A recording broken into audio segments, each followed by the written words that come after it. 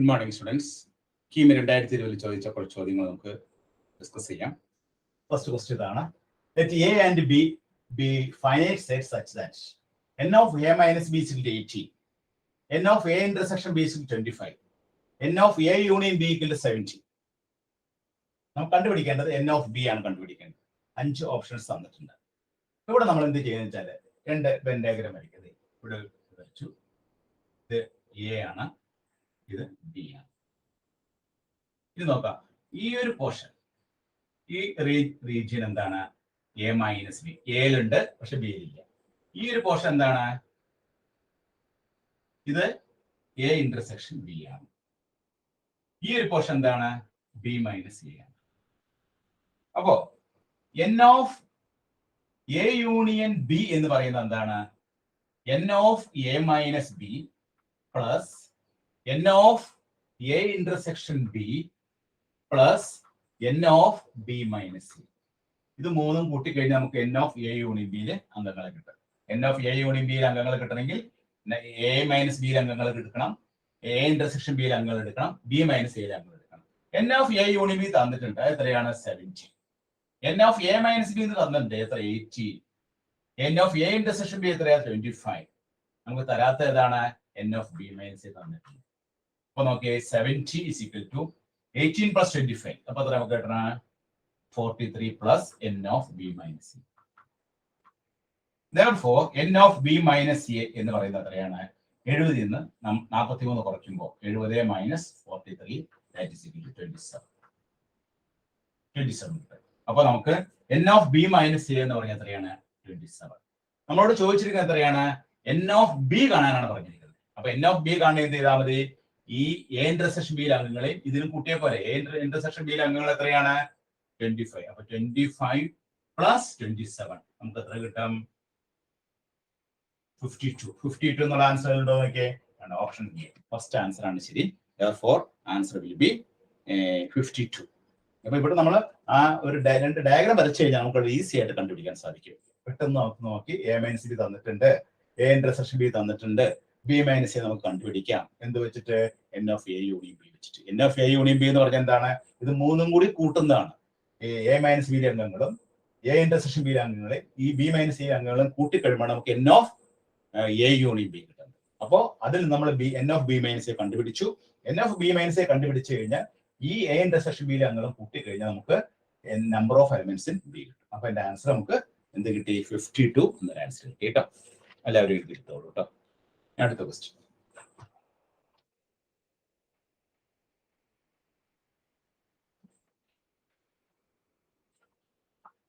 Next question.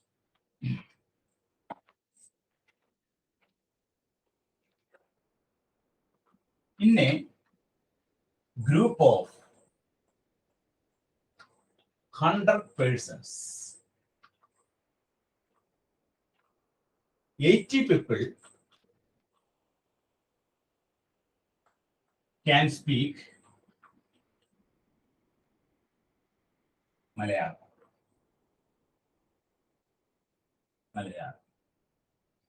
And 60 can speak English. Then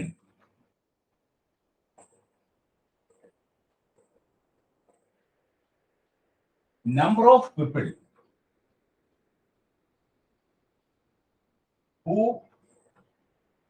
speak English is, the options എന്തൊക്കെയാണ് നോക്കാം. A 40, B 30, C 20, D 25, E 35. ഇങ്ങനെ 5 option കൊടുത്തിട്ടുണ്ട്. ഒരു ക്വസ്റ്റ്യൻസിൽ in a group of 100 person, മൊത്തം 100 persons ആണ്. 80 people can speak Malayalam and 60 can speak English. Then the number of people who speak English. അപ്പോൾ നമ്മൾ മലയാളവും ഇംഗ്ലീഷും അപ്പോൾ രണ്ട് മേഖല മതി. ഇവിടെ നമുക്ക് മൊത്തം 100 പേരാണ്. 80 പേര് മലയാളം സംസാരിക്കുന്ന, 60 പേര് ഇംഗ്ലീഷ് സംസാരിക്കുന്നത്. അപ്പൊ എത്ര?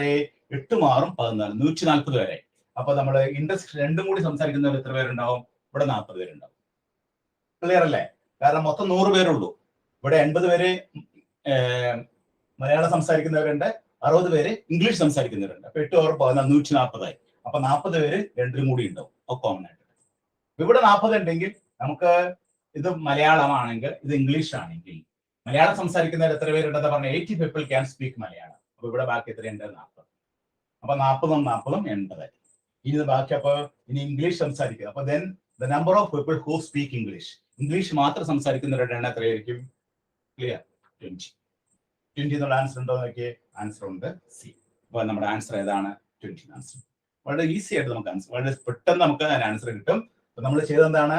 ഇവിടെ ഗ്രൂപ്പ് ഓഫ് 100 പേഴ്സൺ, ഇവിടെ മൊത്തം 100 പേരാണ്. അപ്പൊ ഇവിടെ നമ്മൾ 80 people can speak Malayalam, 60 can speak English.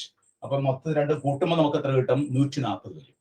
അപ്പോൾ അതിൽ നിന്ന് മനസ്സിലാക്കാം മൊത്തം 100 പേരേ ഉള്ളൂ. അതിൽ 140 എന്ന് പറഞ്ഞു കഴിയുമ്പോൾ ഈ 40 പേര് കോമൺ, രണ്ടിലും കൂടി കോമൺ ആയിട്ടുണ്ട്. അവിടെ ഉണ്ട്.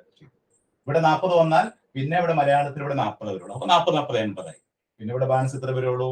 20 വരുള്ളൂ. അപ്പൊ 40, 40, 20, 80, 100 വരും. അപ്പൊ അതിന്റെ ആൻസർ ഓപ്ഷൻ സി ആണ് ആൻസർ. എല്ലാവരും എഴുതി കേട്ടോ. അടുത്ത ക്വസ്റ്റ്യൻ. ഇങ്ങനെയുള്ള ക്വസ്റ്റ്യൻ ഒക്കെ വിത്തിൻ സെക്കൻഡ്സിലുള്ള നമുക്ക് ചെയ്യാൻ പറ്റും.